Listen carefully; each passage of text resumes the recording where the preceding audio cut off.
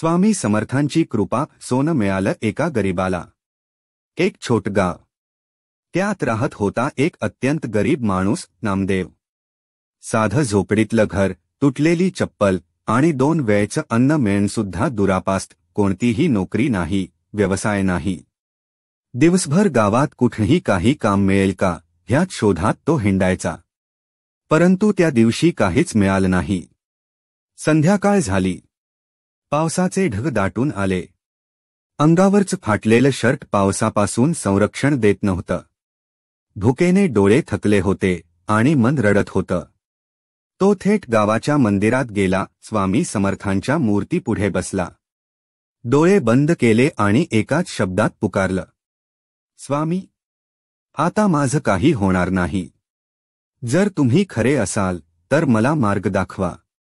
फक्त एक संधी. तुमचं नाव घेऊन जगणार आहे मी.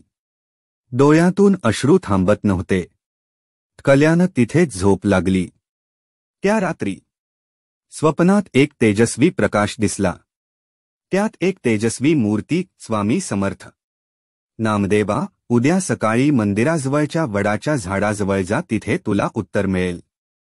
हे सांगून स्वामी अदृश्य झाले. सकाळी जाग आली. त्याला वाटलं हे फक्त स्वप्न असेल. पण मनामध्ये एक विश्वास निर्माण झाला होता. तो ताबडतोब वडाच्या झाडाजवळ गेला. आणि आश्चर्य, तिथे एक छोटीशी पिशवी ठेवलेली होती. चारही बाजूंना कोणी नव्हतं. हळूहळू पिशवी उचलली, उघडली. त्यात होते सोन्याचे दागिने, नेकलेस, कडे, कानातले, अंगठी. तो गोंधळला. पण त्याने लगेच ते दागिने पोलिसांकडे जमा केले. काही दिवसांत एक श्रीमंत व्यक्ती समोर आली. त्यांनी ही दागिने हरवल्याची तक्रार केली होती.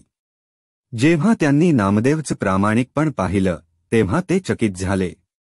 तू हे ठेवून सुद्धा निघून जाऊ शकला असतास. पण तुझं मन स्वच्छ आहे.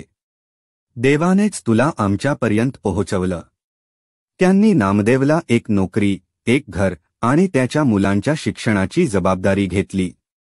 आजही नामदेव दररोज स्वामी समर्थांना नमस्कार करून म्हणतो, स्वामी, माझं जीवन तुम्हीच बदललं. जिथं कोणतीही आशा नव्हती तिथं तुम्ही आशेचा किरण बनून आलात. प्रामाणिकपणा, श्रद्धा आणि देवावर विश्वास या तिन्ही गोष्टी असतील तर कोणताही चमत्कार घडू शकतो. अशीच भक्तिमय प्रेरणा हवी असेल तर लाईक करा आणि सबस्क्राईब करा.